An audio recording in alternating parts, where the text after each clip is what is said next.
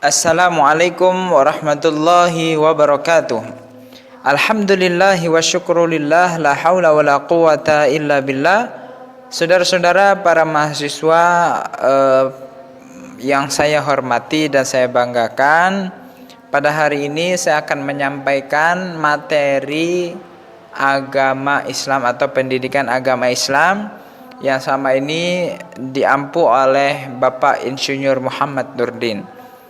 Pada hari ini atau pada kesempatan kali ini saya akan menyampaikan materi tentang pembagian harta waris. Sebenarnya ingin saya sampaikan bahwa pelajaran pembagian harta waris ini atau warisan ini tidak cukup hanya dipelajari beberapa kali pertemuan. Bahkan kami mempelajarinya di sana selama 4 atau 5 semester ya. Jadi ini hanya sekedar gambaran saja. Nah, kita akan memberikan gambaran bagaimana tentang pembagian harta waris. Nah, sebelum kita memberikan gambaran, saya ingin menyampaikan bahwasanya mempelajari ilmu faraid atau ilmu waris ini adalah perintah Allah Subhanahu wa taala. Karena ini langsung Allah Subhanahu wa taala yang membagi jatah-jatah warisan ini. Nah, kita langsung memberikan gambaran. Pertama, kita membuat contoh saja. Misalnya ada orang yang meninggal dunia. Mayit. Kemudian si mayit ini mempunyai bapak. Selain itu dia juga mempunyai ibu. Kemudian dia juga mempunyai anak laki-laki. Dia juga mempunyai anak perempuan. Anak laki-laki, anak perempuan. Kemudian dia juga mempunyai istri, ya. Dia juga mempunyai istri.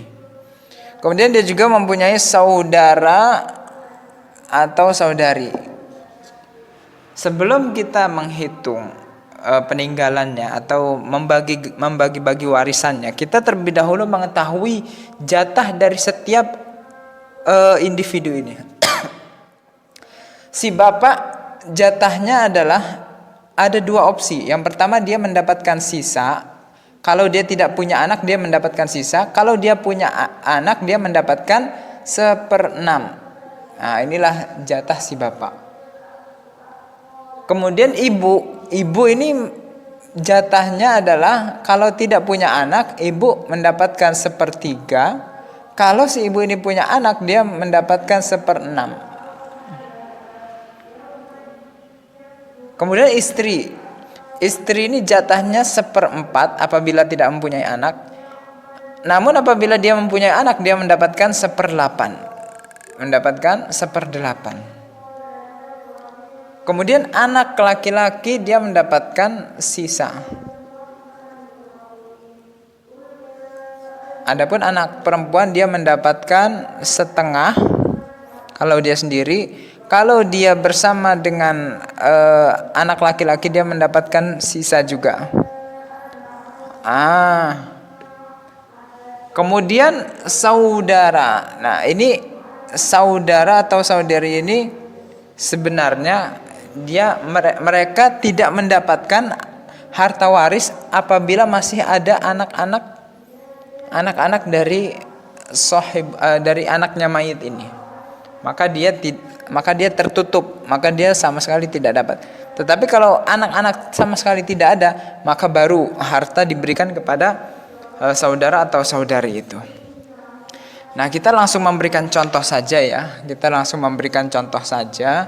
Bagaimana pembagiannya. Ketika si mayat meninggal dunia, dia meninggalkan si anak laki-laki. Ya, dia meninggalkan anak laki-laki. Kemudian setelah itu dia selain meninggalkan anak laki-laki, dia juga meninggalkan ibu. Setelah itu dia juga meninggalkan istri. Langsung anak mendapatkan sisa. Anak laki-laki mendapatkan sisa. Ibu mendapatkan 1/6 dikarenakan ada si anaknya mayit. Sedangkan istri dia mendapatkan 1/8 dikarenakan dia ada si anak. Nah, kemudian langsung saja kita contohkan di sini. Misalnya si mayit meninggalkan harta sebanyak 24 juta.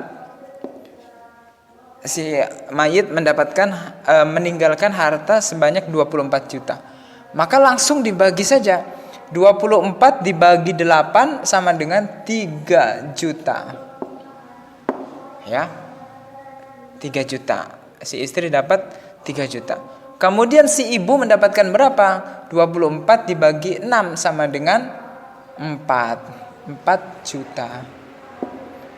Kemudian sisanya berapa? 4 tambah 3 sama dengan 7. 24 bagi 7 sama dengan 14. Nah, inilah jatah anak, ini jatah ibu, ini jatah istri.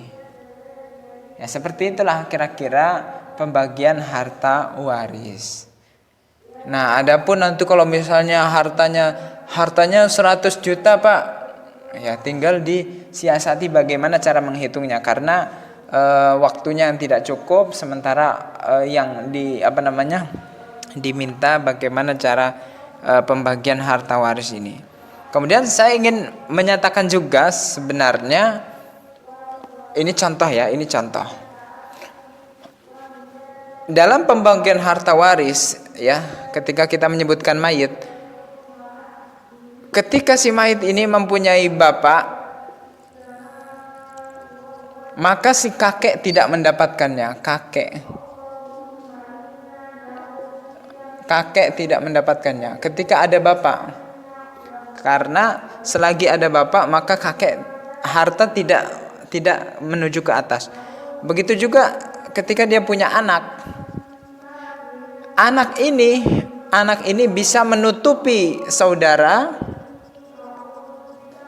Jadi saudara tertutup gara-gara ada anak, dan anak juga bisa menutupi yang namanya cucu. Jadi anaknya anak namanya cucu. Cucu tidak mendapatkan harta warisan kalau masih ada anak. Nah, inilah aturan-aturannya. Begitu juga anak akan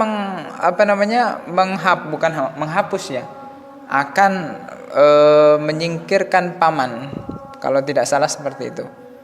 Nah, jadi selagi masih ada anak ini menutup banyak pintu.